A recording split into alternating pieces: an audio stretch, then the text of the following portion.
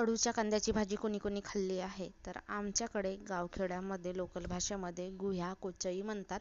आणि पावसाची सुरुवात झाली त्यावेळेस आईने लावले, जमिनीमध्ये लावले. पण बाकी जे बारीक बारीक होते ते भाजी खायला म्हणून माझ्यासाठी आणले होते. आणि घरी सुद्धा भाजी खाल्लं त्यांनी. बारीक बारीक लावलं तर तेवढे पोकत नाही म्हणतात, म्हणजे मोठे होत नाही येणारे जे नवीन कंद असतात ते, म्हणून ते बारीक बारीक भाजी खायच्या कामामध्ये येतात. अळूचे कांदे कुकरमध्ये 3 शिट्ट्या लावून घेतल्या. वरची जी साल असते ती काढून घ्यायची आणि बारीक बारीक कापून घ्यायचं. भाजी बनवायला अद्रक लसणची पेस्ट, कांदा टमाटरची पेस्ट. तर अद्रक लसणची पेस्ट मी आठवड्यासाठीच करून ठेवते, त्यामुळे कांदा आणि टमाटरची एक पेस्ट बनवली.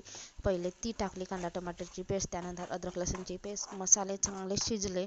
तिखट, मीठ, हळद, गरम मसाला हे सगळे चवीनुसार टाकलेल्या फोडी मिक्स करून 5 मिनिटं वाफ येऊ द्यायची. त्यानंतर पाहिजे तेवढा आपण रस्सा ठेवण्यासाठी पाणी टाकायचे आणि चांगलं उकडू द्यायचं. तयार आहे गुह्याची भाजी. थंड झाल्यावर एकदम घट्ट होते भाजी.